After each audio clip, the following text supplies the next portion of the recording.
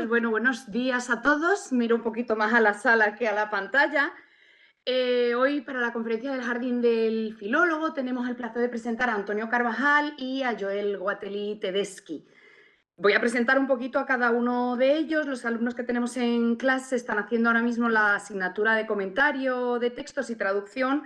Entonces creo y espero que tendrán bastantes preguntas e interés en la conferencia. Antonio Carvajal Milena es un poeta granadino, tan granadino como puede ser Albolote, ¿no? Y doctor en Filología Románica por la Universidad de Granada, donde también fue profesor de Teoría de Literatura y especialista en métrica, además de director de la Cátedra de Federico García Lorca.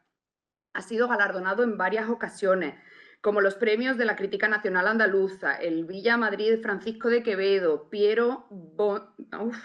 lo siento, Ariana, por el Bigogliari. italiano, Bigognari de la Academia de Pistoia o el Premio Nacional de Poesía de España.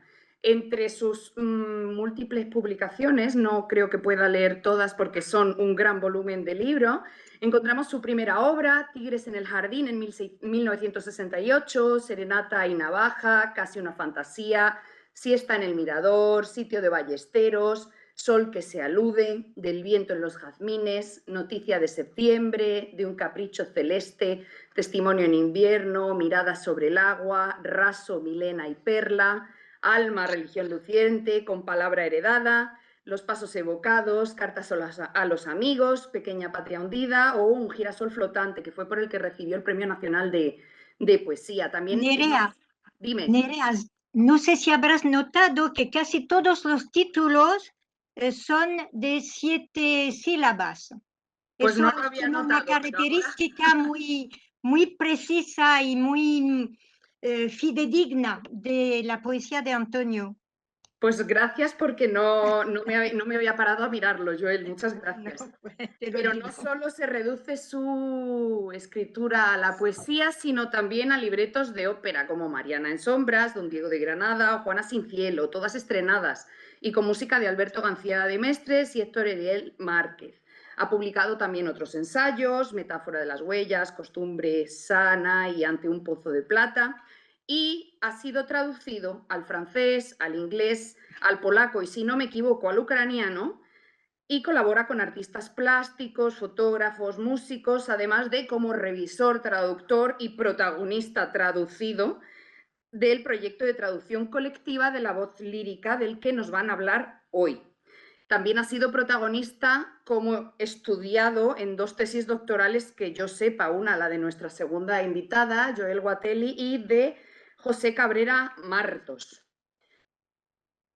Vamos con Joel. Joel Guatelli Tedeschi es licenciada en Literatura Comparada y Lengua Española por la Universidad de Niza, además de licenciada en Traducción e Interpretación por la Universidad de Granada, en la que defendió su tesis doctoral sobre el poeta Antonio Carvajal, bajo el título Prohibición de lo francés en la poesía de Antonio Carvajal.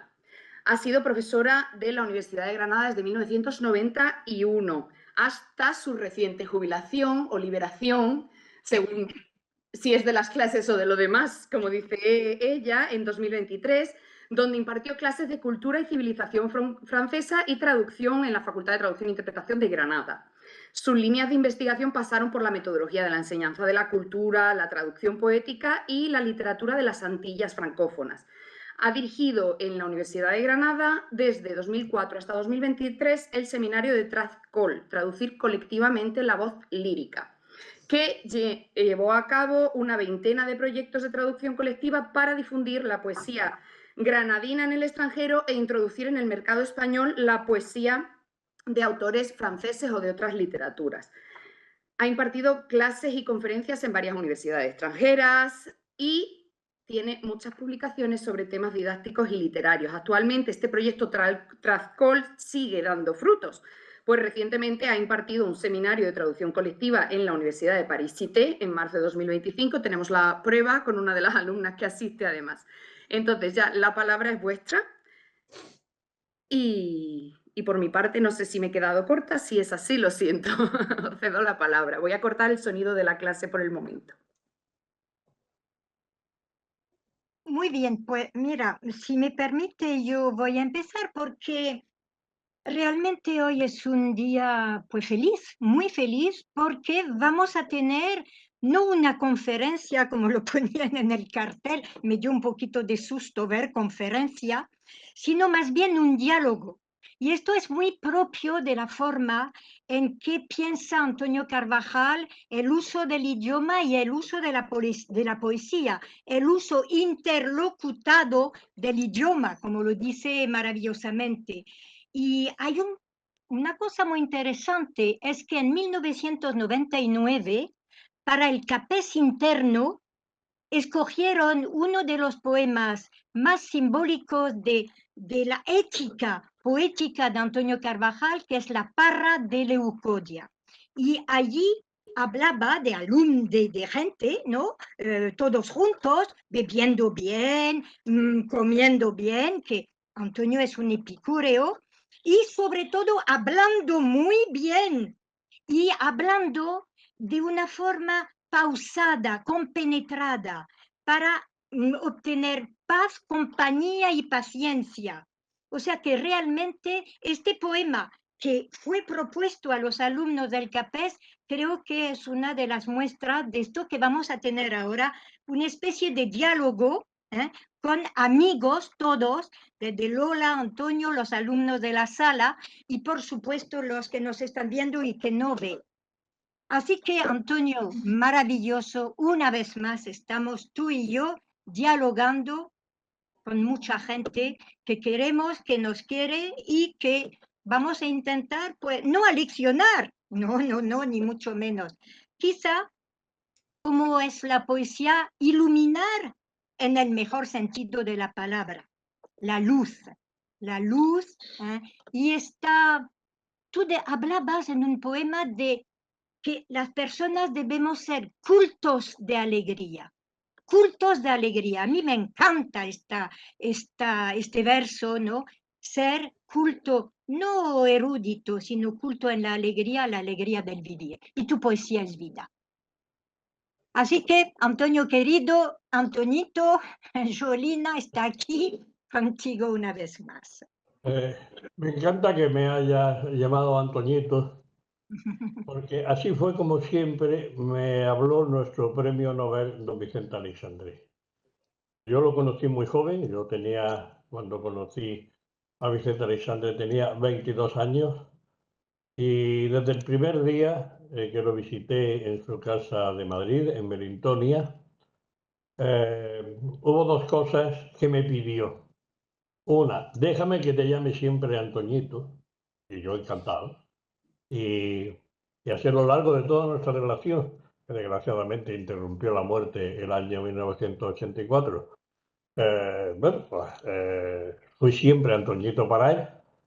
Y la otra, y la otra es el recuerdo de la parra de Nicodía. Eh, es un poema que yo hice para dedicárselo al poeta y profesor italiano siciliano, porque a él le gustaba mucho marcar que era de Sicilia. Siciliano Tito Furnari. Estuvimos en su casa, hicimos bueno, era una merienda colectiva, todo el mundo aportaba cosas y sobre todo aportamos nuestras personas y nuestra conversación. Yo resumí la impresión que a mí me dejó, la huella que me dejó aquella convivencia con tanto italiano, con tanto siciliano además, que hace, bueno, como el siciliano se parece más al andaluz que el toscano, porque algo nos entendíamos mejor. Y Furnari me dijo, ya puedes dejar de escribir porque con este poema pocas cosas más pueden decirse. Bueno, no le hice caso, evidentemente, porque después vino el libro Un girasol flotante, por el que precisamente me concedieron el premio nacional, y antes llegó el libro Una canción más clara, con la que en Italia me dieron el premio Piero Bigongiari, gracias a la traducción de la profesora Lucia Valori, y que presentó el libro sin avisarme. O sea, esa fue una sorpresa absoluta porque ni yo conocía la traducción de Lucia Valori, ni yo sabía que existiera ese premio Piero Bigongiari, que por lo visto era la primera vez que se convocaba. De tal manera que todo esto solamente me trae buenos recuerdos de buenas convivencias. Y otro detalle que antes se me ha pasado, y es que otra de las cosas, la segunda cosa que me decía Vicente Alexandre era que cuando hablara con él, procurara hablar como todos los días, porque oyéndome hablar recuperaba la memoria del habla de Federico García Lorca, que era su íntimo amigo. Yo no me tenía que esforzar mucho en hablar granadino porque lo sigo hablando. Y he comprobado que la pronunciación y la entonación granadina difícilmente se pierde, porque cuando conocí a don Francisco Ayala, que había vuelto de tantos exilios y de tanta vida en el extranjero, lo conocí ya en los años 90. Don Francisco Ayala no había perdido el acento granadino, seguía siendo cultísimo, seguía siendo el magnífico escritor y, bueno, el sabio observador del mundo que es en sus ensayos, pero seguía hablando granadino irremediablemente. Son esas cosas que nos ocurren y esos problemas que se nos plantean muchas veces si incorporamos nuestra habla o no la incorporamos al modelo oculto del poema.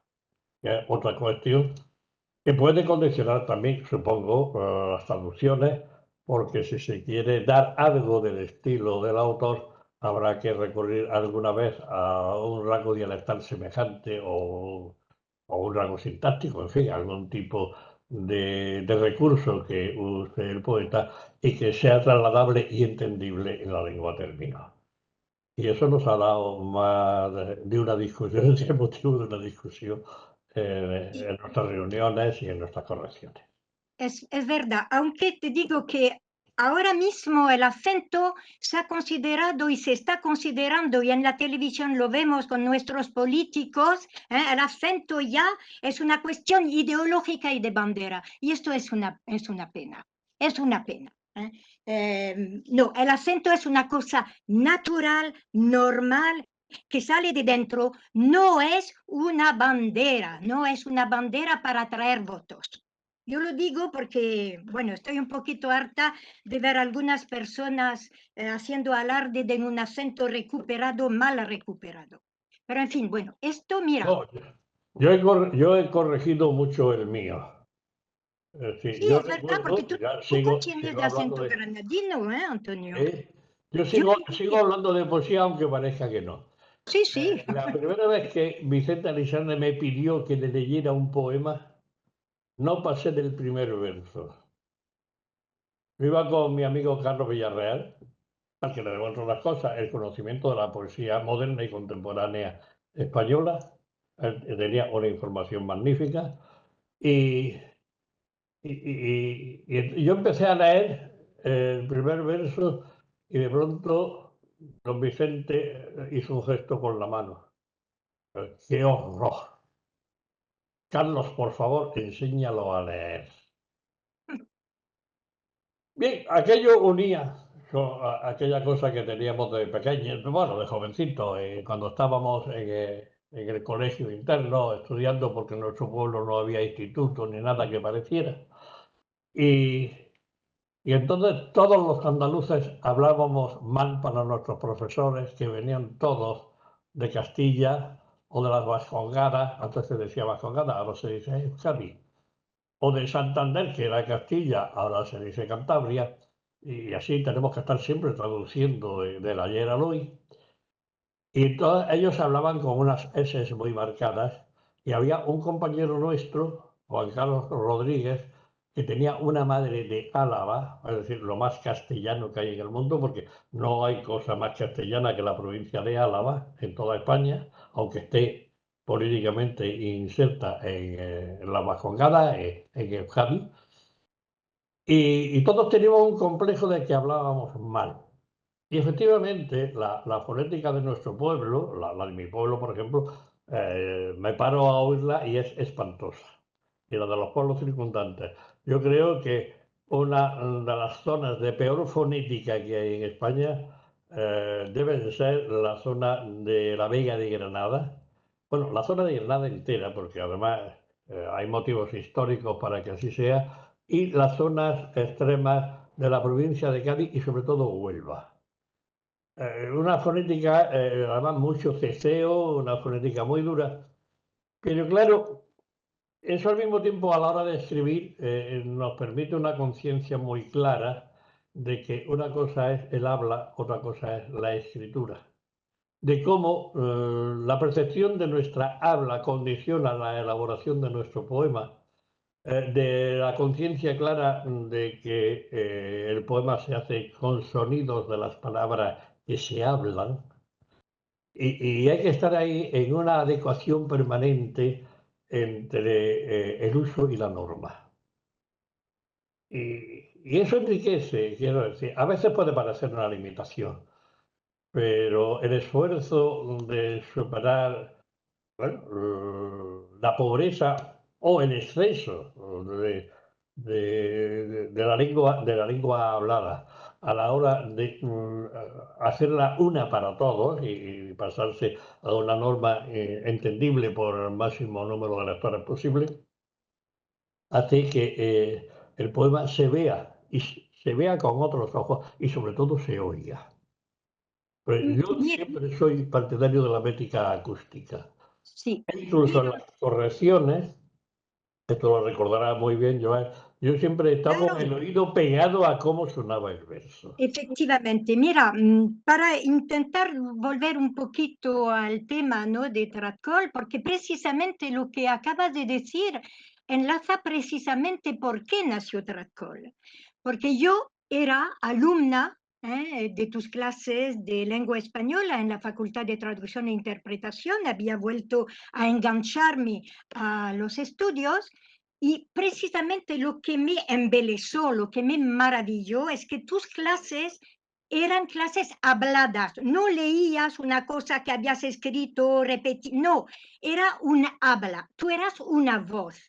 Y por esto yo decidí hacer un poquito de pesquisas porque tú nunca decías que eras poeta y poeta publicado. Yo en mi ignorancia supina ignoraba tu cualidad, ¿no?, de poeta publicado y poeta grande. Y entonces, bueno, pues alguien me regaló para mi cumpleaños un libro tuyo, Tigres en el Jardín. Mira, me quedé absolutamente maravillada porque aunque había un abismo entre tu habla fluida, directa, casi campechana, diría yo, de las clases, este libro era un prodigio barroco, en el mejor sentido de la palabra, de una riqueza fonética, de vocabulario, de giros sintácticos que me deslumbró. Y digo, bueno, mire, como estamos en una facultad de traducción y que precisamente este señor es no un tribuno, nunca ha sido un tribuno y menos mal, pero un hablante real y al mismo tiempo es un escritor extraordinario cuyos versos tenemos que sonorizar, ¿por qué no hacemos pues, un seminario de traducción colectiva? A raíz también de que por Erasmus habíamos tenido algunos escarceos, ¿no?, con la traducción, ¿por qué no concretamos? Y Antonio va a hacer, sobre todo al principio, pero duró hasta el final de los 20 años, un poquito el alma, el traducido, el asesor, el revisor y efectivamente un pilar de lo que es Tratcol, traducir colectivamente la voz lírica. Y lo propusimos a los alumnos y se quedaron, por supuesto, muy enganchados desde el primer momento y así empezó, ¿no? Este Tratcol que era al mismo tiempo la admiración para un poeta determinado, que yo sabía muy bien que en Francia no se había traducido, y efectivamente un amigo y, bueno, entre comillas, pero un guía, alguien que te podía llevar hacia una vía de entendimiento de la poesía desde dentro. Y efectivamente empezó este seminario que duró 20 años y que tenía, como Nerea muy bien lo ha dicho, una idea fundamental: exportar la poesía granadina, que no fuera, por favor, siempre Lorca, Lorca, Lorca. Lorca es el genio universal. Lorca es el sumo, ¿no?, de la poesía, pero Lorca no es el único poeta de Granada, y de Lorca no vivimos todos los días, pero de poesía variada sí. Y entonces decidimos que el seminario haría traducciones de poetas que no habían sido muy traducidos o que habían sido traducidos pero en escasas ocasiones, para abrirlo al mercado editorial, porque nuestro seminario quería publicar. No se trataba de un mero ejercicio, no, no, no. Quería publicar, llegar al mercado editorial. No era un ejercicio de clase, era un compromiso con la palabra viva que había que abrir, porque se sabe que un poema, y la poesía en general, pero un poema aspira a revivir proyectado hacia afuera. Y como lo decía muy bien, ¿no?, Husserl y todos esos teóricos de la recepción del poema y de la obra, cualquier obra aspira a colmar los horizontes de expectativa de mucha gente, y por eso la traducción. Entonces, esto hicimos. Y luego, en contraposición, pues introducir en el mercado editorial español algunos poetas de lengua extranjera muy variada que pensábamos interesantes para un público español. Y así fue, y así fue. Y Joel, sí, dime, una Antonio, precisión. dime. Jamás dije en clase que yo era poeta publicado.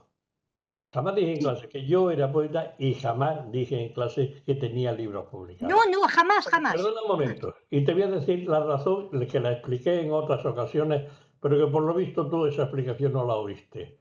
No soporto los lectores cautivos. No, no, ya No lo sé. soporto la desvergüenza del profesor que, amparándose o aprovechándose de que tiene que firmar un acta, hace publicidad de sus libros para vender. Así se puede llegar a ocupar altísimos cargos de la administración, pero así no se es la persona que yo quiero ser. Eso es lo primero. Sí. Lo segundo, para cuando empieza Transcol, traducción colectiva, yo ya dirigía una colección en la Diputación de Granada, que sigo dirigiendo. Es la única colección de las antiguas que se mantienen en la Diputación.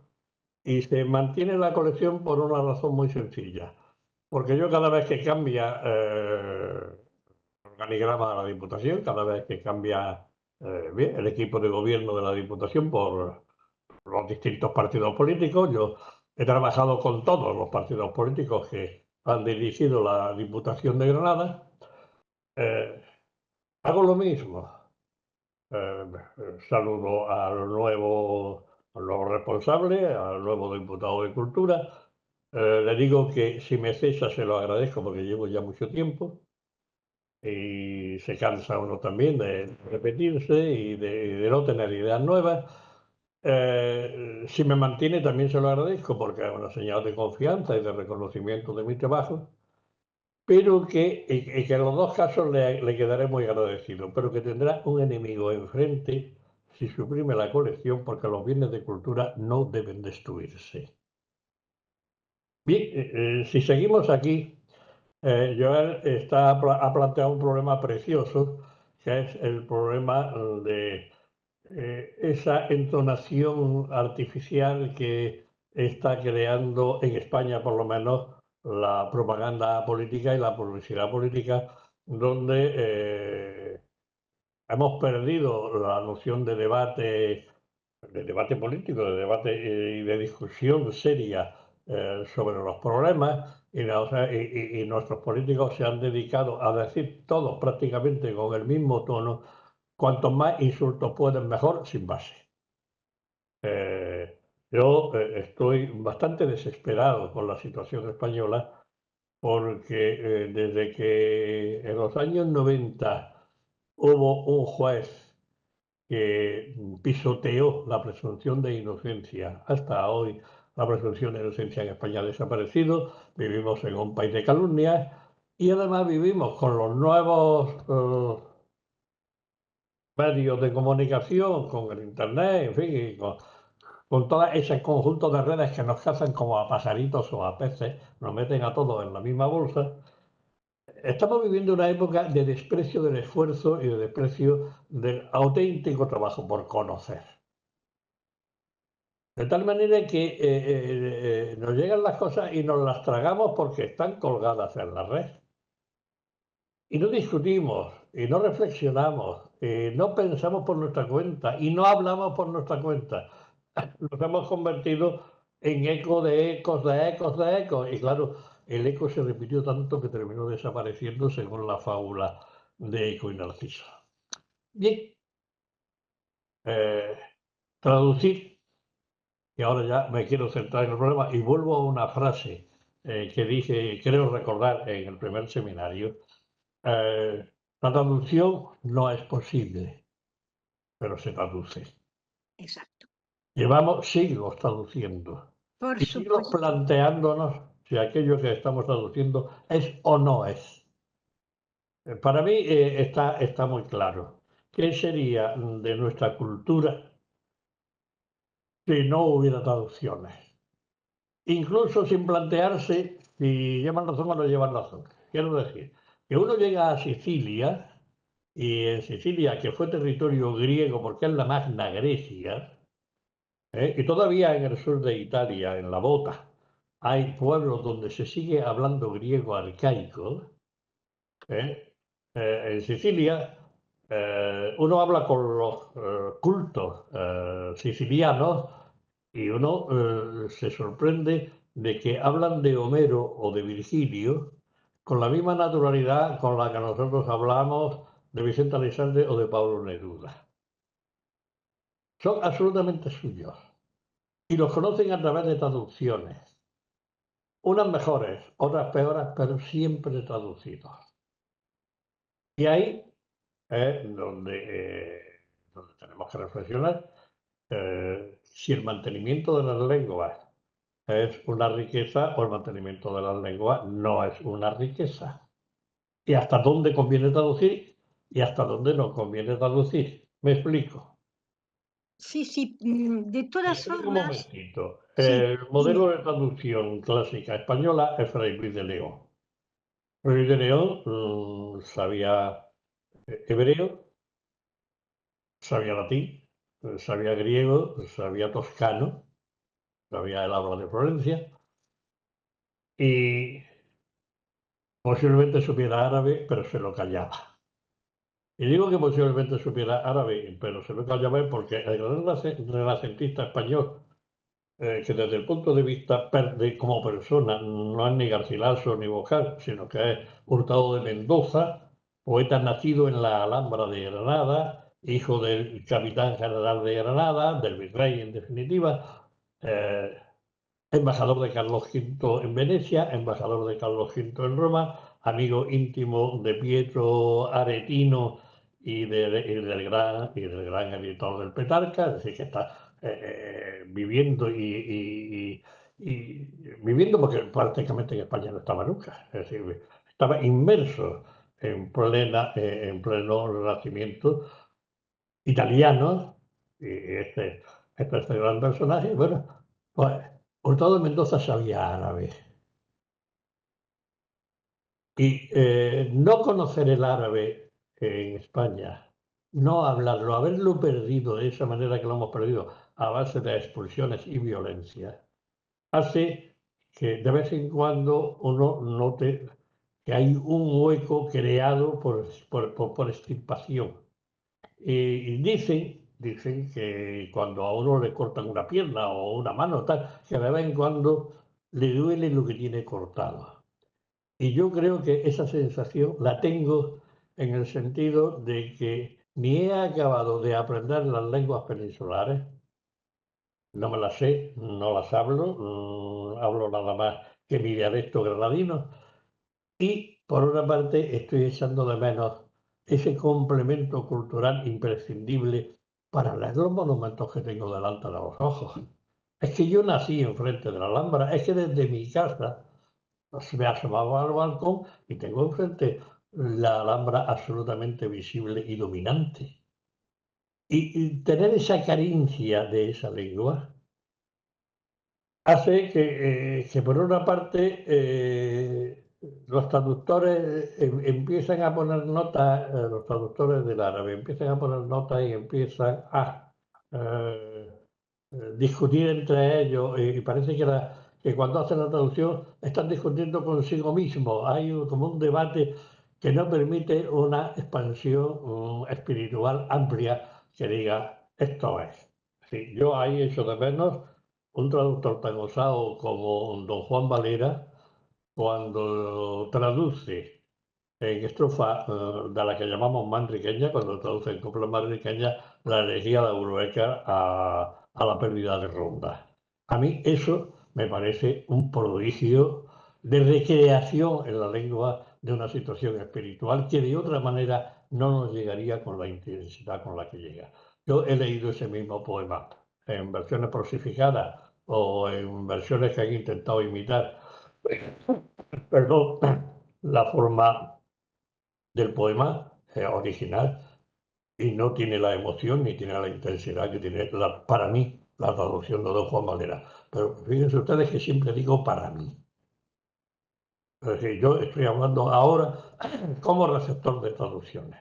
No estoy hablando ni como un traductor, que no soy muy ocasionalmente, ni como sujeto pasivo de traducciones, porque son dos mundos completamente distintos. Yo, desde el momento en que Joel Gotelli empezó a traducirme y empezó a trabajar mi poesía, lo primero que pensé es que cómo se puede agradecer y cómo se puede corresponder a que tantas personas apliquen gran parte de su vida a traducir a otros.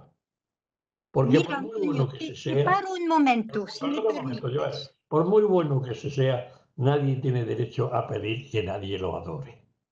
Vale, mira, Y ahora ya puedes hablar.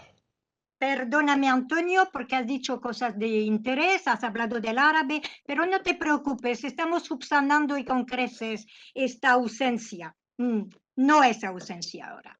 Pero en fin, bueno, eso es otra cosa. Es verdad que siempre hay en el vínculo con las lenguas una cosa que hace que la traducción quiera empezar a generar textos, porque hay una falta, porque hace falta algo. Curiosamente, con el francés ha habido, por supuesto, una hegemonía del francés durante algún tiempo, ha habido una relación de supremacía arrogante del francés en muchos aspectos, pero eso ya también es agua pasada, para bien o para mal, no lo sé.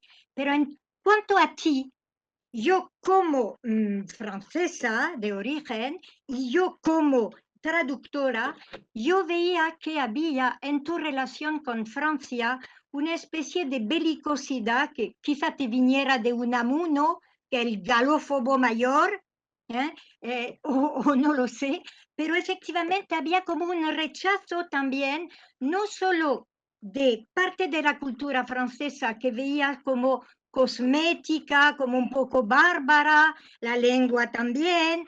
Tú has dicho cosas muy feas del francés. No, ya te las explicaré. Cierto de verbo cosmético y bárbaro. Viento de verbo bárbaro y cosmético. Elogio de mi edad, pero Cosmético quizá, pero bárbaro. fíjate que estoy traduciendo a Rimbaud. Pero te digo yo, Entonces, claro, claro, el ocio de Viena viene de Rimbaud directamente, perdonad mi francés, pero mi francés es todavía peor que mi español. Aquello de Voici jeunesse, a tout servi, eso viene directamente de Rimbaud. Y estoy ironizando porque efectivamente el francés que presume, vamos, sobre todo el francés que presume, vamos, la Francia cultural que presume de ser la nueva Grecia. Ya en España hubo una ciudad que presumía de ser la nueva Atenas, que era Valladolid, pero bueno, la nueva Grecia culturalmente ha querido serlo y casi casi lo consigue, ha querido serlo Francia. Y no lo fue del todo porque el gran escultor se le quedó en Italia, el gran pintor tampoco estaba allí, en fin, yo qué sé, son esas cosas, porque el mundo ya estaba organizado de otra manera, el mundo ya no era el mundo prerromano, para hablar de la Gran Atenas, sino que ya es el mundo consecuencia de los romanos. Y efectivamente el francés, y si lo oís, veréis que no exagero, el francés al ser una lengua fundamentalmente oxítona, esa tendencia a esa pérdida de lo que tenemos los italianos, los españoles, los portugueses, que es lo paroxítono y lo preparoxítono, y esa posibilidad de jugar con la alteración de los acentos, porque en los franceses hay palabras que tienen dos acentos, muchísimas. Pero en español, por ejemplo, son muy raras, pero cuando se usan adecuadamente son de una eficacia tremenda. Por ejemplo, Rubén Darío hace un verso en decasílabo que nadie diría que lo es, con esa maravilla de Francisca Sánchez, Acompáñame.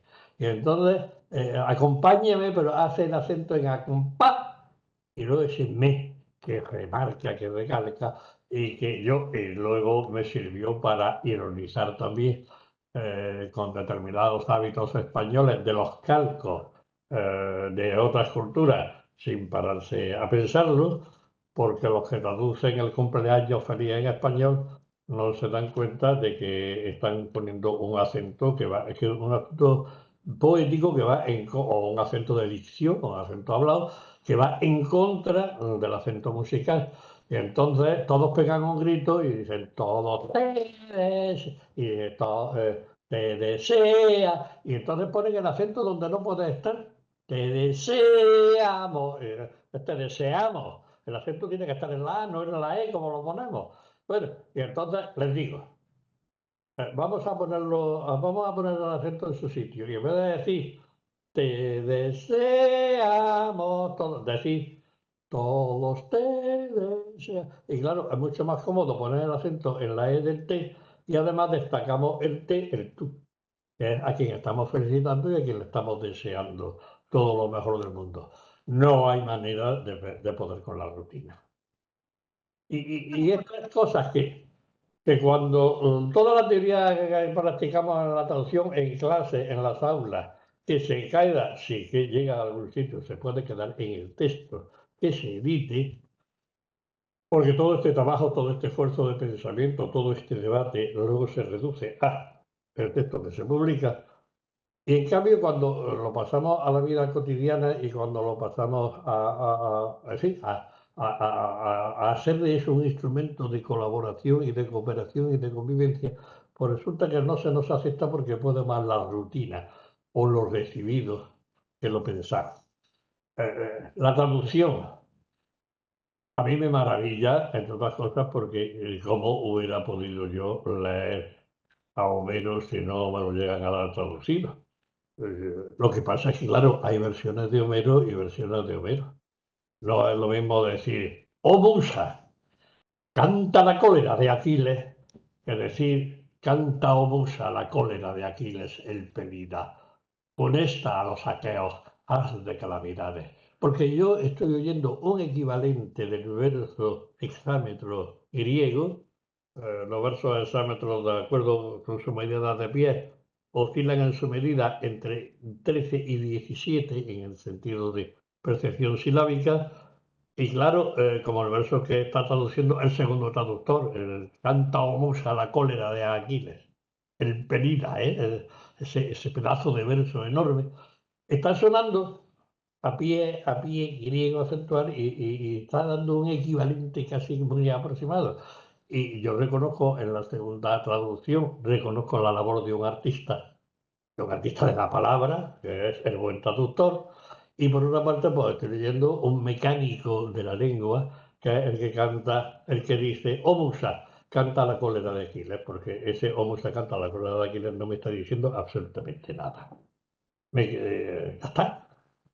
Pues precisamente al hilo de esto que estás diciendo y para volver a concentrarnos en nuestro horizonte, ¿no?, de Tradcol, yo pienso que precisamente la primera obra que tradujimos fue una selección de poemas tuyos Sí, y en esta lengua que llamabas bárbara y cosmética, pero que luego también llamaste verbo nutricio, en esta lengua tan difícil para que conservara algo de este español mucho más flexible, porque como lo decía Valérie, las reglas del francés son un corset y es como bailar cargado de cadenas. Entonces sí, es verdad que tenemos pues porque es muy germánica. El francés es una lengua bueno, muy sí tiene germánica. algo de germánico, obviamente, Claro. a mucha honra porque es un legado Sí, como sí, sí. cualquier otro.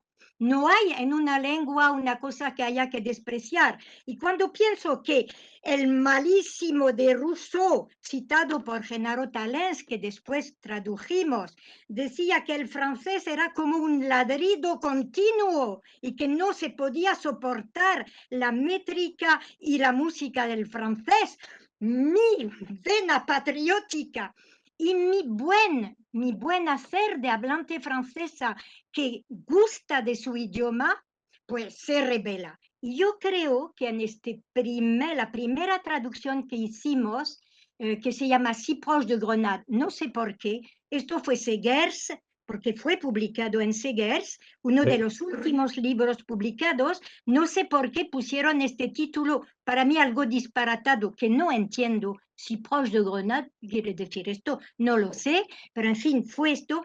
Y esta traducción que hicimos, y tuvimos la enorme suerte de que uno de los grandísimos traductores del siglo XX de español a francés, que es Claude Cuffon, Sí. lo tuvimos como revisor y fue una cosa absolutamente maravillosa. Y Y como hablamos, amigo. claro, y tradujimos no solo con españoles que vivían el francés como una lengua adquirida, pero con la Universidad de Rouen para tener nativos y con Laval, con francófonos de Canadá. Y toda esta gente convergimos, hemos convergido, ¿sí? ¿Lo digo bien? No lo sé. Hemos hecho una convergencia para que efectivamente saliera este Si proche de Grenade, que creo que allí se demuestra que para nada el francés es incapaz de reproducir la musicalidad del español, que para nada es un baile cargado de cadenas, pero que realmente puede lograr una versión, no sé si maravillosa, pero muy digna y muy oíble, muy oíble. Luego veremos algunos de los, en la segunda parte, con los alumnos, si os parece, podremos ver algunos de estas traducciones y algunos de los versos. Entonces, y esto nos reforzó en la posibilidad de que sí se puede traducir. L'admiral hablaba de l'objection préjudicielle, que es imposible la traducción, pero la práctica traductiva demuestra desde hace miles de años que se traduce. Entonces, Claro. lo evidente es evidente, se traduce. Bien, mal, como, no pasa nada. La traducción nunca mata al texto. Bueno, puede tener una síncope en algunas de las traducciones, pero luego vendrá otro cirujano maravilloso que lo reaviva y le proyecte otra vez en la vida. Courons à l'onde en rejaillir vivant, el mar siempre recomenzado de Valérie, que es exactamente lo que nosotros vivíamos. Tú eres un admirador de Valérie, y tu gran poema, casi una fantasía, que para mí es el culmen de la poesía, que no conozco por supuesto muy bien, del siglo XX español, pero para mí este poema épico musical, además que refleja lo que es el traductor novel y el traductor como los hemos creado desde Tradcol. Unos chicos, unas chicas que no tenían, no eran poetas, no eran nativos, no eran nada de esto, pero sí entendían la poesía, sí se metían en el poema y sí intentaban alzarse en pedestal sonoro, como tu famoso héroe poemático, ¿no? Que desafía la muerte, que desafía todos los intrilunguis de la traducción. En este caso, para mí, era un símbolo, una alegoría de la traducción, y que corría hacia el mar siempre recomenzado del poema, para salir, pues cubierto de la sal de la poesía y efectivamente reflejando este sol en la playa. Y es maravilloso. Courons, allons d'en rejaillir vivant. Eso es la traducción. Siempre podemos volver a meter vida, insuflar vida en los pulmones de un poema que está expectante, deseante de encontrar a un lector que le sirva. Yo creo que en Tradcol hemos tenido esos lectores. Y la traducción es una poética de la lectura también. Esto es evidente. Yo creo, yo no sé, Antonio, ¿cómo viviste este primer? Porque nosotros en Tradcol te hemos traducido 3 veces. Una trilogía.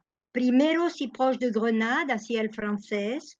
Después hubo Another Sign, Another Beauty, hacia el inglés. Y luego la última, Poemas en prosa. Y yo estoy muy feliz de esta traducción. ¿Por qué? En la traducción de lo que se llama Antorcha del Solsticio, que es valeriano, título valeriano, por supuesto, pues hemos unido el francés, el polaco, el ruso y el ucraniano, el ruso y el ucraniano. Ay, en poesía yendo de la mano. ¡Qué maravilla! Hoy por hoy, cuando vemos la infame guerra de Ucrania. Pues aquí, Pues ruso y ucraniano. ha suscitado muchos problemas. El primero es ese dolor de idioma que te da cuando lees lo de verbo bárbaro y cosmético. Sí, eso me ha tocado.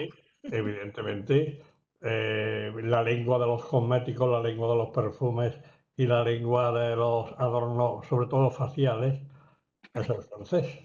Sí.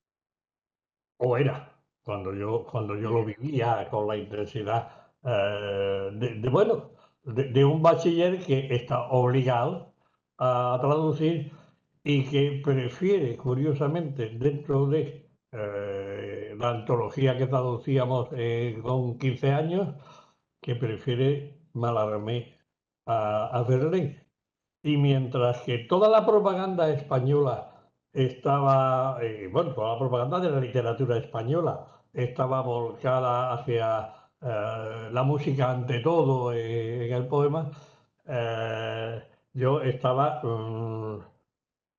aprendiéndome versos de memoria de Mallarmé y, y entonces ahí en ese mismo poema donde yo hablo del francés cosmético, estoy hablando de lo oblicuo, porque yo pongo y oblicuo, Rimbaud con Mallarmé o Verlaine con Mallarmé. No me acuerdo cuál de los dos Rimbaud ahora con mismo, Mallarmé, me parece. porque ya son demasiados versos míos en la Sí. cabeza. Por cierto, ahora que tengo ocasión de que alguien me oiga, qué paliza me dio la corrección de toda mi poesía desde el año 60, desde el primer libro del año 68 hasta el año 17, donde publiqué el último libro que luego se recoge en el volumen de Extravagante Jerarquía, y salí tan harto de mí que me pasé 2 años sin escribir. Qué aburrimiento de mí mismo. Y bueno, luego esto lleva otro sitio. Y por una parte, Becker, cuando habla de su idioma, o está hablando del idioma en general, dice que sabe un himno gigante y extraño y que quisiera decirlo domando el rebelde mezquino idioma. Pero claro, Becker llama rebelde y mezquino a su idioma, porque claro, él tiene que domar su idioma para decir su himno. Y es que los idiomas son muy rebeldes y muy mezquinos a veces. Y para poner una palabra neutral, ¿alguien sabe traducir exactamente la palabra portuguesa saudade? Porque yo no he encontrado todavía a nadie que sea capaz de traducirlo. Y alguien ha sido capaz de dar en otra lengua que no sea el italiano ese final maravilloso del poema L'infinito de Leopardi.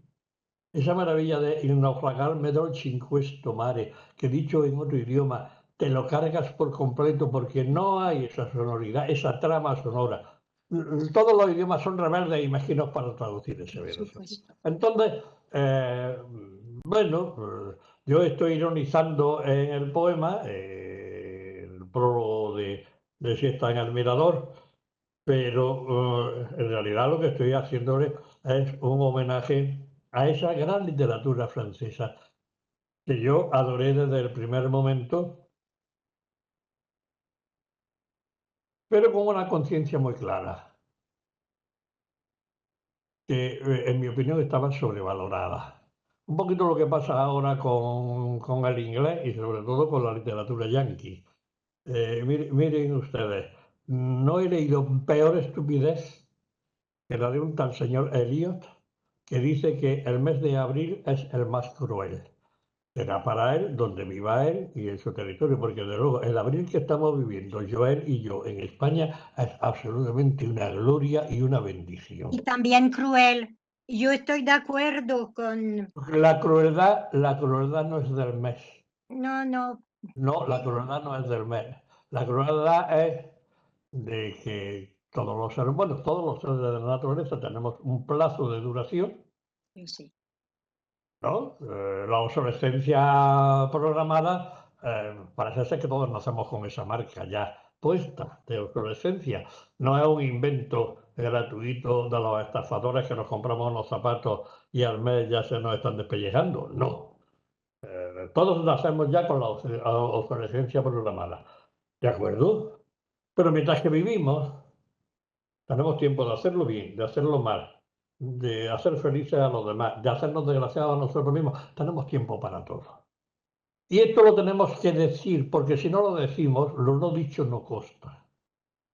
Y si lo escribimos, como todavía hay gente que dice, como dijo el poeta Gonzalo de Berceo, escrito lo tenemos, es verdadera historia, cuando todos sabemos la cantidad de falsificación que cabe en la escritura. Pues, ¿qué hacemos con los idiomas? Yo empecé a estudiar inglés antes que francés y de pronto leí a un poeta llamado Rubén Darío. Y Rubén Darío tiene un poema titulado Los cisnes. Y ese poema titulado Los cisnes se le dedica entonces a un poeta jovencísimo que se llama Juan Ramón Jiménez. Juan Ramón Jiménez es grande ya cuando Rubén Darío le dedica el poema, mucho más grande todavía después.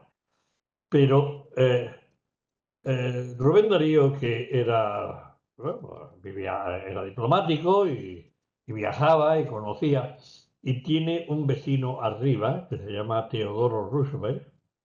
Y Teodoro Roosevelt era un grandísimo cazador de bisontes. Cazaba maravilloso, según cuentan, tenía una puntería magnífica con el rifle, y que como le recuerda Trotsky a Vladimiro Mayakovsky, no se le puede llamar sapo, aunque sea en el aspecto moral, porque el pueblo ruso, soviético, incluido el ucraniano en aquel momento, que lea a Mayakovsky, puede pensar que al ser un sapo es un ser perfectamente pisable y destruible de un pisotón. Pero no, señor Roosevelt rico, cultísimo, elegantísimo, guapísimo, excelente tirador de rifles y peligrosísimo. Teodoro Roosevelt que dice América para los americanos. Y entonces Rubén Darío responde a eso. ¿Seremos sometidos a los bárbaros fieros? ¿Tantos millones de hombres hablaremos inglés? Y yo que estaba estudiando inglés, dije, yo no, y dejé de estudiar inglés. Pero como Francia tenía en ese momento, yo estoy hablando de cuando yo tenía 15 años, por tanto estoy hablando del año 58, como Francia tenía en ese momento un predominio cultural y una relevancia política de la que hoy desgraciadamente carece, porque nos iba mejor con ellos como faro del mundo que con los yanquis, sobre todo porque Dices yanquis, norteamericanos. yo no recuerdo que Francia nos pusiera aranceles. También nos abrió la Por frontera. Dios, Antonio. No, voy a Lo ir. maravilloso es que Antonio y yo nunca estamos de acuerdo. No, vamos Nos a ver. entendemos muy bien. Yo es que parto, claro. Joel tiene la idea yanqui de los liberadores que desembarcan en Normandía y liberan a Francia. No, Y yo que tengo la idea de un expolio injusto a base de trampas y mentiras. Y que lleva no ya a la pérdida de Filipinas, al intento de pérdida de Cuba, que en realidad se pierde porque no se pierde por la arma ni se pierde políticamente, pero finalmente los yanquis hacen de Cuba una isla de vergüenza. Ahí está el ensayo Huracán sobre el azúcar de Jean-Paul Sartre, a él me remito. Y entonces parece que es que yo soy un anti-yanqui. Mire usted, yo contra el pueblo norteamericano no tengo pero nada. yo pienso Pero que sí no, tengo, que perdona un vamos con momento, derroteros que no son el perdona que un momento, quisiéramos para esta perdona un conversación, momento, que pero es sí más tengo sobre la una cosa. traducción, Cuando se que traduce a sobre los Whitman, yanquis. cuando se traduce a Whitman, y seguimos con la traducción, cuando se traduce a Whitman, se está traduciendo también, no solamente un poeta, se está traduciendo un modelo de sociedad. Y cuando se traduce ese modelo de sociedad, estamos hablando de que la sociedad que refleja Whitman en su poesía es una sociedad expansiva, creciente, ilusionada y creativa, de liberación. Mientras que pasado un siglo, pasado el tiempo que sea, hay un intermedio maravilloso en español, que es la Oda a Walt Whitman de Federico García Lorca, precisamente. Pasado el tiempo, esa sociedad expansiva, creativa, digamos, universalizante de lo bueno, se nos convierte en la gran explotadora. Yo no he sido. Bien, Yo no de he todas sido. formas, Quiero decir, Joan, perdón, si mezclamos la política con esto, vuelvo a lo mismo de antes. Me sorprende que haya una guerra entre Rusia y Ucrania, porque yo lo único que sé de Ucrania, aparte de que es muy grande y es muy fértil para la agricultura, es que los zares de Rusia se coronaban en Kiev. Es lo único que sé. Y cuando he ido exacto, a pues buscar más tendrían los información, rusos ya que no la he acordarse de esto. encontrado. Pero yo creo que, mira, yo creo que precisamente todo este tinglao, ¿no? De efectivamente, de rencillas nacionalistas, de imperialistas y tal y cual, que los españoles tienen con el resto del mundo, porque también han sido imperialistas. No lo olvidemos, y que hay leyenda negra en todos los imperios. Pero precisamente a través de la traducción estábamos en otro nivel. Por fin podíamos escapar de todo, aunque el verso es nacionalista, decía un crítico que atacarse al verso en un determinado idioma es atacarse a una vena patriota, a una vena casi no patriota, sino nacionalista. Por eso es difícil hablar algunas veces, incluso de métrica, sin meterse en políticas y rencillas de Mira, mucho en tiempo. este aspecto yo prefiero recordar la conversación con Sí, Goncharenko, Sí, sí, claro. Porque además teníamos puntos de vista contrapuestos. Sí. Los que yo he leído, los médicos rusos que yo he leído, traducidos naturalmente, si no llegase por la traducción yo no puedo leerlos, tiene siempre esto claro. Somos muy partidarios de, de unos modelos fijos y son muy partidarios de unas ejecuciones del poema muy neutras. En definitiva, yo era partidario de que el lector del poema debe mostrar, no ocultar, su emoción en la recepción del poema y, y Goncharenko decía que no. Goncharenko decía que el lector del poema, cuando se lee en público, cuando se comunica, debe hacer una lectura lo más neutra posible. Y yo le gastaba las bromas, digo, sí, como la maquinita del tabaco, que le echas las monedas, te suelta, te hace un ruido, te suelta el paquete y de pronto oyes una voz metálica que te dice, su tabaco, gracias. Digo, así tenemos que leer el poema. Y entonces él se reía porque decía, hombre, no tan exagerado, pero ese no tan exagerado quiere decir que iba por ahí. Y Un este tipo paréntesis, Antonio. Goncharenko hay que precisar, porque mucha gente no sabe quién es Sergei Goncharenko, uno de los mayores, sino el mayor hispanista del siglo XX, un enorme traductor y un gran poeta, y tuvimos la suerte en Tradcol de trabajar con él y de trabajar con su hija, que acaba de defender una tesis precisamente sobre traducción, sobre la poética de su padre, y su padre nos ha ayudado mucho en Tradcol con una idea que me parece muy, muy interesante, que es evidente, no es que sea una cosa como un aporte extraordinario, pero sí la formulación. Él decía que el poema puede ser traducido un montón de veces, puede ser leído un montón de veces, puede ser interpretado, porque es un macizo estético informativo donde todos los elementos son hiperdependientes y donde son hipersemantizados. Entonces decía que, claro, es esta riqueza del poema que hace que la traducción sea siempre una tentación renovada, porque nunca podemos llegar en una traducción a una traducción que aborde todo el macizo del poema. Entonces tenemos, y los traductores lo tenemos que reconocer, nuestra peculiar lectura del poema hace que nos enfocamos en determinados aspectos del poema y lo traducimos desde esta perspectiva, que es, claro, un fragmento de lo que es el poema, nunca es el poema en sí. Y por esto una traducción puede ser buena, pero siempre será incompleta, siempre. Porque hacemos lecturas micrológicas, casi diría, de este poema. Entonces, por esto en Tradcol, como teníamos traducción colectiva, donde mucha gente estaba pensando desde su propia perspectiva en un poema único que se nos proponía para dar una versión única al final.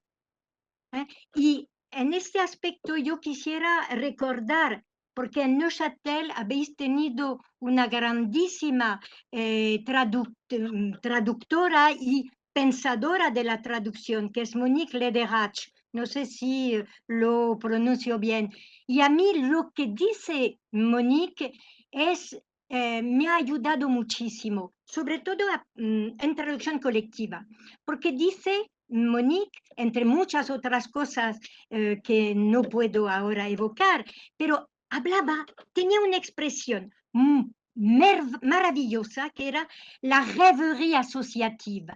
Chaque lecteur rentre dans une rêverie associative à partir du poème. Et donc, efectivamente está el sueño asociativo, diríamos, ¿no? Le va a permitir entender el poema de una forma determinada.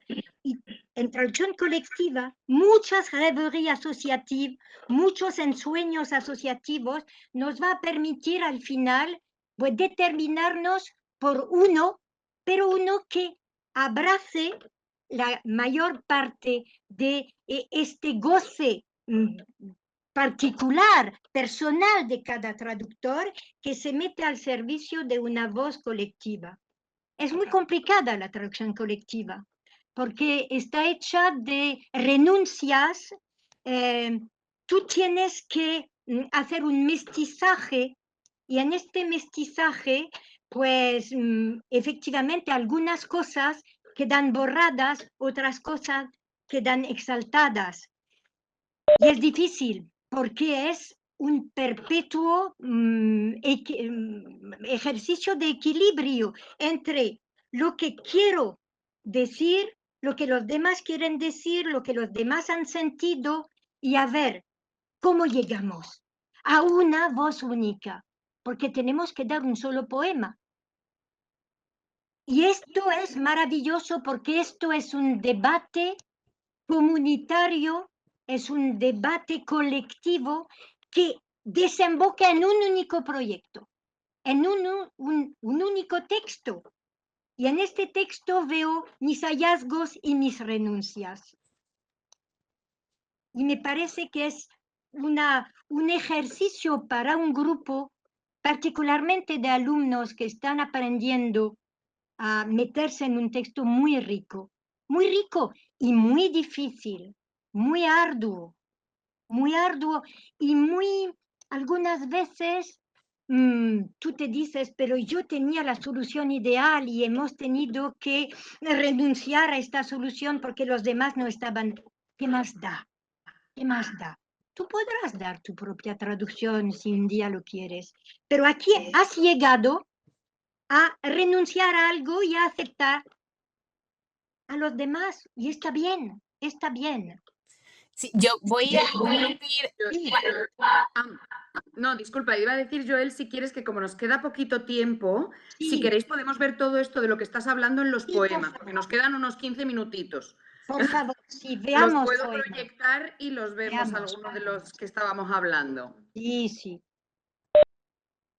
Porque lo vean aquí en clase directamente, lo tienen repartido Perfecto. en papel, pero que lo vean, o sea, que sean capaces de ver de lo que estás hablando. Porque yo recuerdo muchas veces también, como he tenido la experiencia de traducir con vosotros, bueno, de traducir con una y revisar con el otro, y es verdad que muchas veces Maravillosa es muy difícil ponerse de acuerdo.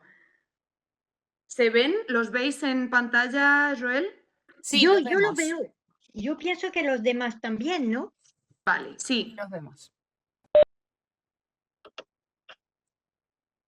Pues pongo el que queráis. Bueno, pues mira, yo pienso que cualquiera nos da pie a decir cosas de interés. Este poema es muy bonito, es Paraíso Final. Yo pienso que también la traducción para nosotros ha sido como un Edén, ¿no?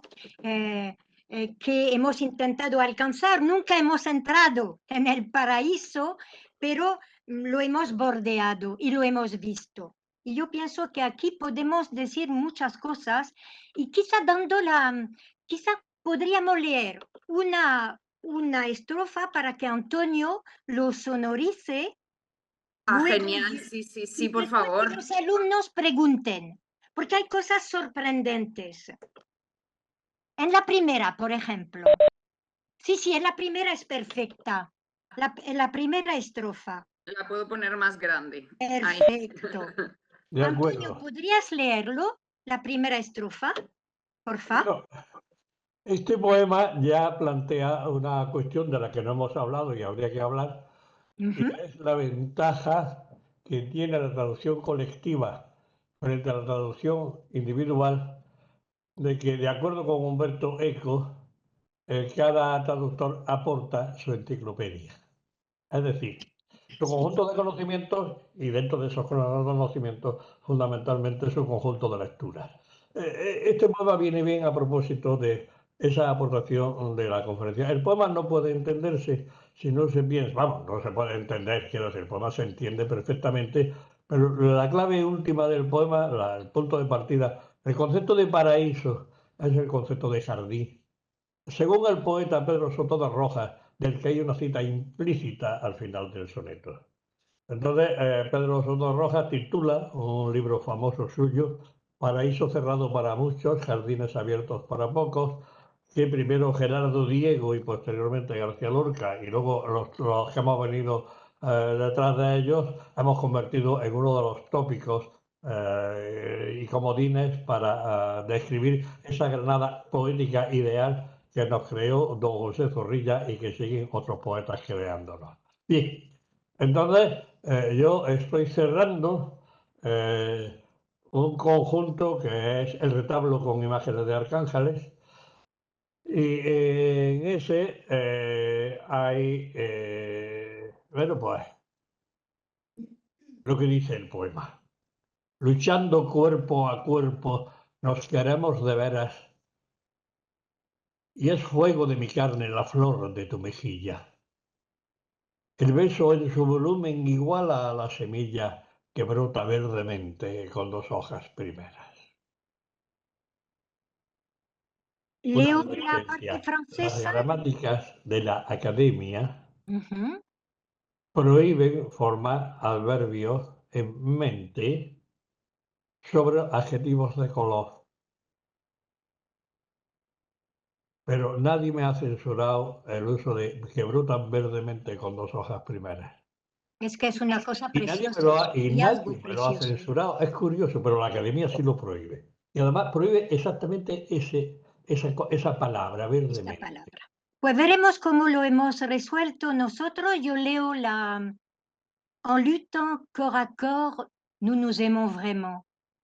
Et la fleur de ta joue est le feu de ma chair. La semence qui pousse en 2 feuilles premières est égale au volume du vert baiser naissant. A ver, los alumnos, ¿cómo les suena? Sí, está el micro abierto, podéis hablar. ¿Qué es lo que les sorprende en esta? La traducción respecta perfectamente a los encabalgamientos del texto original. No sé si se escucha, Joel. Está hablando un No estudiante que le sorprende que la traducción respeta perfectamente los encabalgamientos en el texto. Ah, bien, uy, sí. Es interesante que lo haya visto porque el encabalgamiento es una de las características de la poesía de Antonio.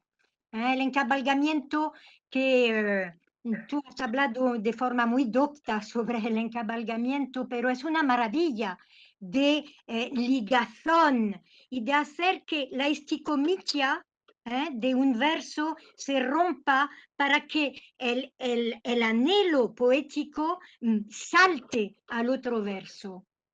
Y efectivamente es una cosa que siempre hemos tenido en mente. A ver, el encabalgamiento, que tú no te gusta la palabra, pero l'enjambement, enjambement, en francés es Desplazamiento. raro, ¿eh? En francés es Perdona, raro. Joel. Fernando de Herrera, en sus comentarios a Garcilaso, que es el primero que yo vi comentar estéticamente este fenómeno, de disociar entre los versos algo que debe ir siempre unido, porque en definitiva es eso. Ahora utilizamos esa palabra intraducible e impronunciable que es Messi, con la TM esa, que parece que estamos hablando de un jugador de la selección francesa que no es blanco, porque con esas T iniciales delante de una consonante, es muy difícil que un español las articule. La palabra Messi, teniendo como tenemos la palabra corte o encaje, pues no acabamos. Pero Fernando de Herrera utiliza la palabra deslazamiento. Y comentando el soneto de Garcilaso, O dulces prendas por mí mal halladas, dice que cuando el poeta dice, ¿quién me dijera cuando en las pasadas horas en tanto bien Dice Fernando Herrera, el verso termina en pasadas y el siguiente empieza en horas, pero ese minúsculo silencio que media entre el adjetivo pasadas y la palabra horas hace que ese tiempo pasado se sienta todavía mucho más lejano. Estamos hablando de una interpretación del siglo XVI que todavía en el siglo XX los lectores de poesía no han asimilado, porque una mala educación lleva a bajar el tono al final de cada verso sin darse cuenta de que ahí está mandando la sintaxis, no está mandando la métrica. Y entonces, como manda la sintaxis, si la frase no está concluida, el tonema no puede ser descendente, que tiene que quedarse como mínimo en suspensión, si no levantado. Entonces, claro, luchando cuerpo a cuerpo nos queremos de veras y es fuego de mi carne la flor de tu mejilla. El beso en su volumen iguala a la semilla que brota, porque hay que darlo todo seguido y aunque haya que marcar los silencios, esos silencios no pueden interrumpir la fluidez del discurso. Y entonces, pues de ahí la necesidad de encabalgamiento, que aunque dicen que yo soy barroco, yo eso, encabalgamiento lo aprendí en los grandes renacentistas italianos, como son Fernando de Herrera, y como es, digo como teóricos, y como es sobre todo Fray Luis de León, que tiene un encabalgamiento italiano, latinizante, que es una verdadera maravilla y que además hace que sus poemas todavía suenen a poemas vivos. Mire, yo también quisiera, porque para dar un poquito la palabra a los alumnos, como Antonio ha mencionado lo de verdemente, vosotros, ¿cómo hubierais subsanado este problema? Porque en francés tampoco se puede hacer realmente vertement, pero a lo mejor hubiéramos podido imitar el poeta y introducir este vertement. Lo que pasa es que vertement en francés tiene otro matiz que efectivamente va a suplantar, ¿no?, esta delicia de neologismo y recordar lo que es vertement en francés, ¿no? Que no sería, sería un significado adventicio que vendría a interrumpir la delicia, ¿no?, de la palabra. Pero ¿cómo lo hubierais hecho vosotros? Nosotros hemos sido quizá pacatos. Y Antonio dice que no hay cosa peor que la pacatería en traducción, porque hemos dicho verbes, hemos recuperado, ¿no? ¿Cómo lo hubierais hecho vosotros? ¿Cómo lo veis? Quizás podríamos traducir por verdoyant. Dicen verdoyant. Verdoyant. C'est une possibilité, effectivement, c'est une possibilité, mais qui n'est pas effectivement, elle non plus n'est pas cette audace, non, de Antonio. Alors, comment est-ce que tu l'aurais mis, par exemple? Al español, Joel, porfa. Al español, Joel. Perdón, si es que se me olvida. Se me olvida algunas veces. ¿Cómo lo hubieras hecho tú? Joel, perdona. Sí, perdón. Como a esa abuela le sigue saliendo la lengua materna. Claro. Hombre. Hay una cuestión muy curiosa que yo he preguntado mucho y que nadie me responde. Es que en la Edad Media surge el culto a Santa Ana, la madre de la Virgen María. Y en España son muy frecuentes las representaciones de Santa Ana con su niña María. Santa Ana ya muy mayor, muy arrugada, y la niña María muy niña. Y la Santa Ana está con un libro abierto señalándole con el dedo a la niña una página. Bien, esa transmisión de la cultura a través del libro, que representa maravillosamente esa imagen, está dando también, me da a mí también otra idea, que es cómo la cultura se transmite fundamentalmente por vía femenina. No lo habéis pensado nunca. Bien, a mí hay una cosa de esta traducción que me sorprendió entonces y sigue sorprendiéndome ahora, que es cómo el grupo de traductores, y estamos hablando de una traducción colectiva, sí, cómo hace poéticamente, da la misma idea, es decir, el concepto sigue estando, pero cómo trasvasa de un verso a otro. No hay una traducción lineal. no, en absoluto. Hay una interacción, hay una mutación de las posiciones de las palabras. Claro. Y esa alteración de las posiciones de las palabras hace que el texto en francés suene poéticamente con una riqueza nueva frente al texto español. Exactamente. El texto Es que la español yo traducción- reconozco que es muy osado. El Ujú. texto español es muy osado y además desafiante. Es decir, esa es hoy diríamos la chulería de un jovencito que se atreve con las normas de la academia. Pero el texto francés es una verdadera maravilla porque está dando una equivalencia. Y no se trata de una identidad, se trata de una equivalencia. Es decir, Exacto. dar Exacto. algo que valga igual, diciendo Exacto. lo mismo, pero diciéndolo de otra manera. De todas formas, me Estos gustaría... dos versos, la semilla que empuja, porque ese poussé es que da una sensación de fuerza, de vigor hacia arriba, por la colocación del acento, además, es igual al volumen del verde beso naciente. Es una preciosidad. Sí, es una preciosidad. De Es todas una formas, me que gustaría que este nadie alumno podría que ha traducir en una propuesto traducción Verdoyen hiciera inversa. una traducción. Nerea, me la mandas después. Que este alumno que ha propuesto Verdoyen que se las arregle para introducirlo en el verso y me lo mandas y ya veríamos. Me interesa acuerdo. mucho. De acuerdo.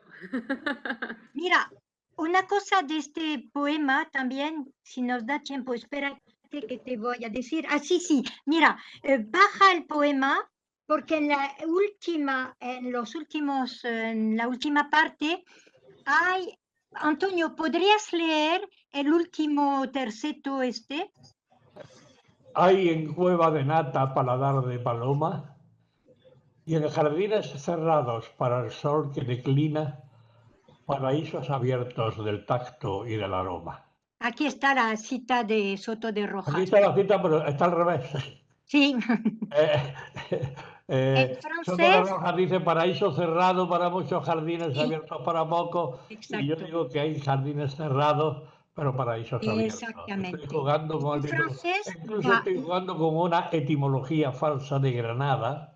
Es decir, estoy Ajá. colocando, situando el poema en una localización concreta, que es la ciudad de Granada, de la que se dice en una etimología que es una palabra de origen posiblemente hebreo que significa cueva de nata, por aquello de Me legar vale, sí, cueva, efectivamente. legar nata, cueva de nata, lo cual es una etimología popular preciosa, muy creativa, Preciosa. pero absolutamente falsa. O sea, lo que es más Mire, bonito todavía. Antonio, miremos la traducción, porque es sorprendente. ¿Eh? La bouche abrite en soi le goût d'une colombe, et dans les jardins clos au soleil qui décline, s'ouvrent les paradis du toucher, de l'arôme. Mirar el primer verso que los alumnos comenten, porque hay una gran diferencia entre esos dos versos. Sí. Efectivamente. A ver, orador, Lolita.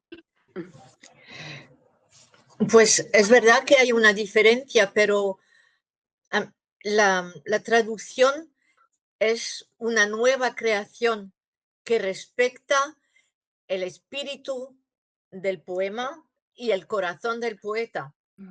Así que, claro, una cueva no es una boca en francés, pero hay una imagen que respecta el espíritu del poeta, me parece. Así que yo lo veo bien, a mí me gusta. Y el primer párrafo también me gustaba la traducción. Y supongo que habéis hablado mucho colectivamente para ver lo que había que escoger como palabra precisa, pero me parece que, perdón, habéis atinado, Estupendo. acertado. Estupendo. Mira, además lo que me gusta es que, claro, en español está el ay, ¿no? El Sí. ay. Y nosotros no, claro, en francés, il y a, monosílabo en español, il y a tres sílabas en francés, pero nosotros desvelamos en el hay las potencialidades, porque decimos abrit, eso no lo hay en el, pero es el despliegue del hay. Y a mí me gusta mucho este juego entre una cosa que es muy, digamos, evidente en español, casi no poética, hay, hay, pero que aquí en el poema original suena poética, pero hay es la cosa más mediocre, más vulgar que podemos tener, ¿no? Para describir. Y lo hemos editado y lo hemos interpretado desde dentro, desde el corazón del poeta, como tú lo has dicho, Lolita, efectivamente. ¿Cómo lo ves? ¿Cómo lo ven los demás?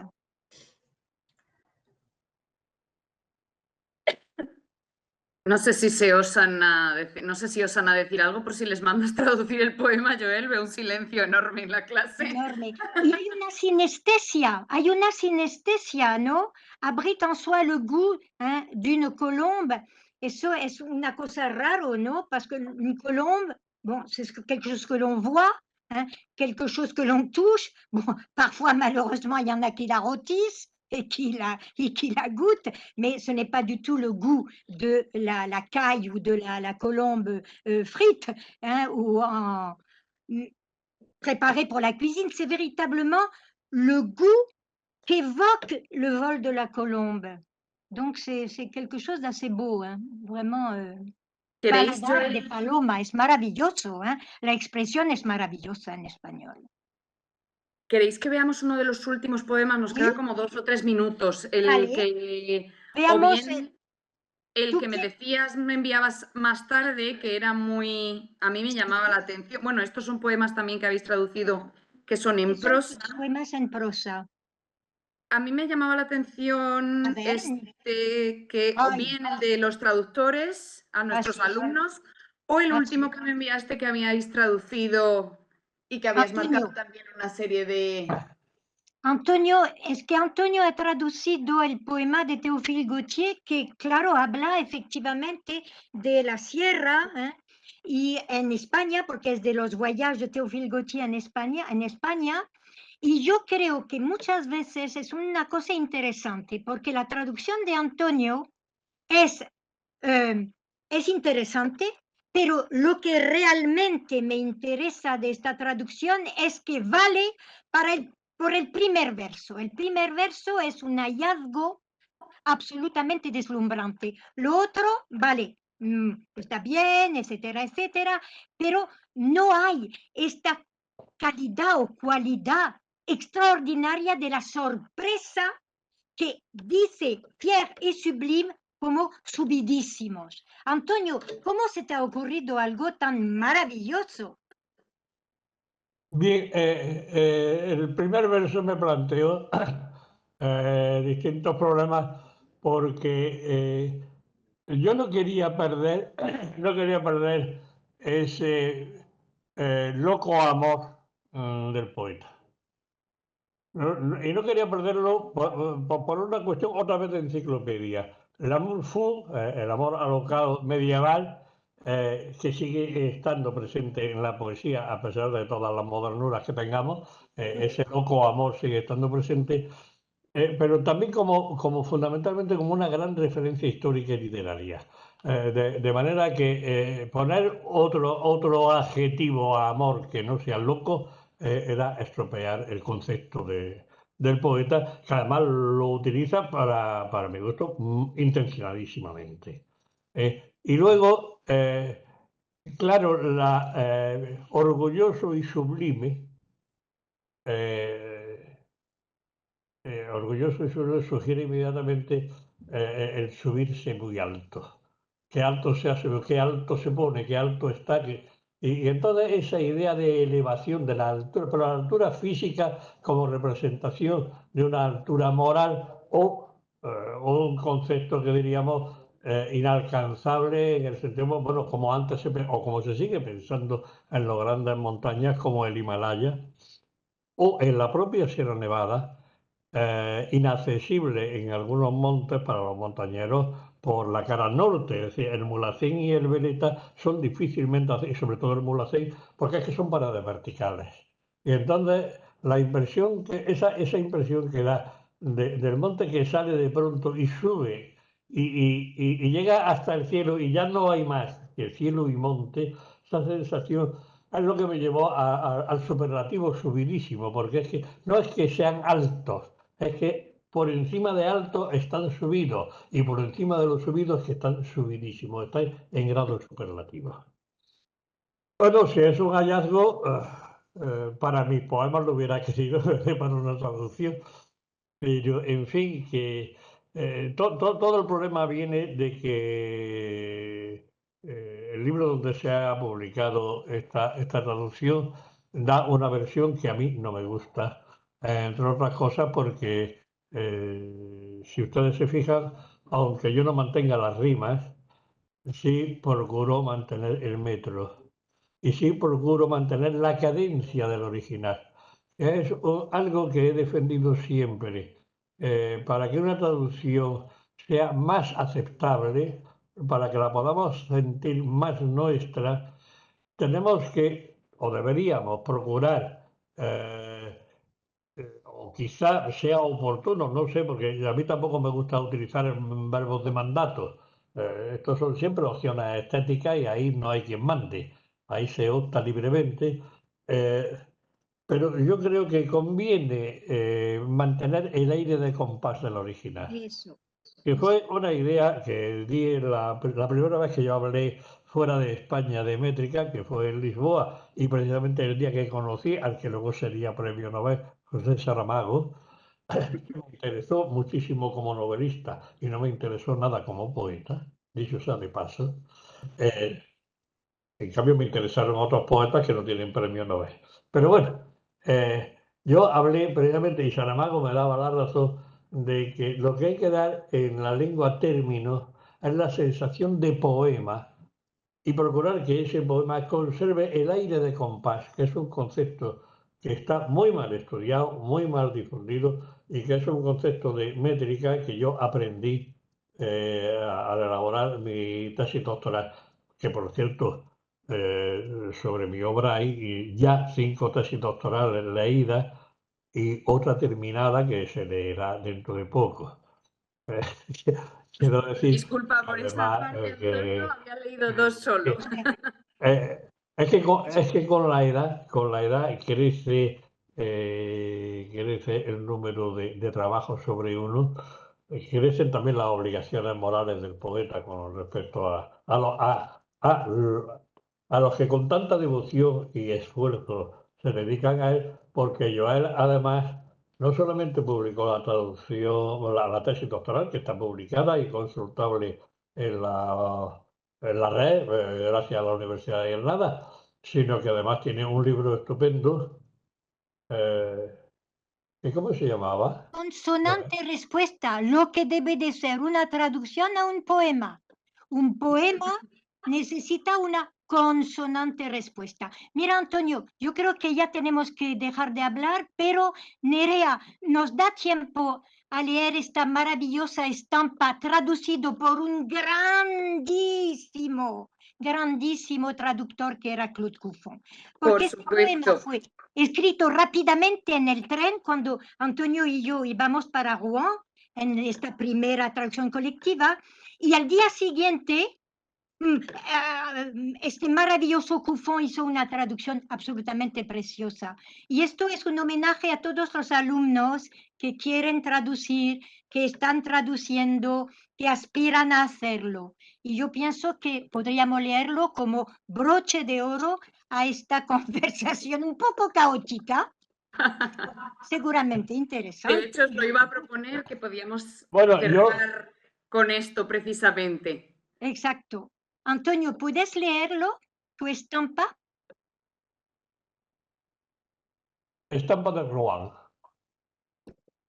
Bonjour, Monsieur Corneille. Bonjour, mon cher Flaubert. Ah, bonjour, Maupassant. Bonjour, Sire Monet. Como un nenúfar rosa, como un nenúfar blanco, como un nenúfar joven, así la paz, los pasos. Los días transparentes se quedan como lagos cubiertos de nenúfares blancos sobre lo blanco. El mismo blanco habita en la vena y la piel, el agua, el aire, la hora. Bonjour, Sire Monet. Bonjour, monsieur Corneille. Bonjour, mon cher Flaubert. Ah, bonjour, Maupassant. Sire Monet, bonjour. Comme un nénuphar rose, comme un nénuphar blanc, un jeune nénuphar, la paix, aussi les pas. Et les jours transparents demeurent comme des lacs couverts de nénuphars, blancheur sur la blancheur. Le même blanc habite dans la veine et la peau, et l'eau, et l'air, et l'heure. Sire Monet, bonjour. Maravilloso, maravillosa traducción de Claude. No sé si los estudiantes tienen algún tipo de pregunta, por terminar, por dejarles un segundito por si se quedan con alguna pregunta. Claro. Pero vamos, No. es una delicia escucharos recitar a los dos. Gracias. ¿Tenéis Yo alguna no pregunta? tengo vosotros? pregunta. Solamente decir muchísimas gracias por ese diálogo. Nerea, Gracias, yo Lola. quisiera una cosa. Si es posible ver a los alumnos. Ah, ¿no los estás viendo? Es que No, lo vemos tan veo. chiquitines. No veo más lejos. que a Lulita y a Joel. Pues vamos a dejar de compartir y ahora les pido que se acerquen. Perfecto. Ver una vista de conjunto. No Verlos sé si os todos. podéis levantar por lo menos y saludar para que os vea, porque es verdad que con los libros ahí se han Nerea, es que quedado... tenemos una visión muy reducida. Claro, es que se Vemos quedan un chiquititos. Pero no manchón, ¿Cuánto puedo? un manchón colectivo. Si os movéis os tendría que reconocer el búho. Vale, a ver el búho. Veo detrás. Sí, pero no. Bueno, no sé si podéis venir aquí y saludar y ya está, va a ser mucho más Eso, sencillo, chicos. magnífico. Eso sería más bonito. Eso sería Que al bueno. final queremos hacerlo con la tecnología, con este cacharro que tenemos aquí, pero nada, yo me retiro y que sean ellos. Encantado de veros. Por lo menos es verdad que A dar ver, una Qué a ver. bien, qué bien, qué bien. Muy bien. Y qué Pues pena nada. que no hayamos tenido más tiempo para vuestra voz, para vuestras preguntas. Somos dos cotorras. Dos cotorras. Bueno, si hay cualquier otro tipo de pregunta, está aquí también el profesor Antonio Corredor, que es quien les da esta asignatura este año, así que también puede contar con vosotros, me imagino. Si no, le paso el correo de Joel si tiene algún tipo de pregunta o de curiosidad. Muchísimas gracias a los dos por esta charla, por este conversatorio, por este diálogo. Y aquí estamos para cualquier cosa. Muchísimas gracias por dejarnos participar de esto y de esta charla sobre traducción hoy. Y a ver si se animan a hacer un seminario de traducción colectiva. A ver. Estaba esperando que lo dijera. Sí, sí. Estupendo. pero- Yo aquí estoy a vuestra disposición. Sí, pero hay una frase famosa de un personaje, don Juan Tenorio, en la obra de José Zorrilla, que cuando lo amenazan con males futuros, dice don Juan Tenorio, ¿cuán largo me lo fiáis? Yo siempre digo lo mismo, recordad que tengo 82 años y no me fiáis las cosas para muy largo. Uy, Los Dios plazos mío. más cortitos, más próximos, y contad conmigo cada vez que me necesitáis, tenéis mi contacto, las consultas que me queráis hacer, pues dentro de lo posible yo procuraré responderos. Dice Joel que sois dos bellezas crepusculares. Bueno, querido, el crepúsculo es Muchísimas la gracias. maravilla de la hora, del día. Conmigo contáis para lo que me queráis consultar. Muchas gracias. Muchísimas gracias a todos por Gracias. habernos soportado. Gracias.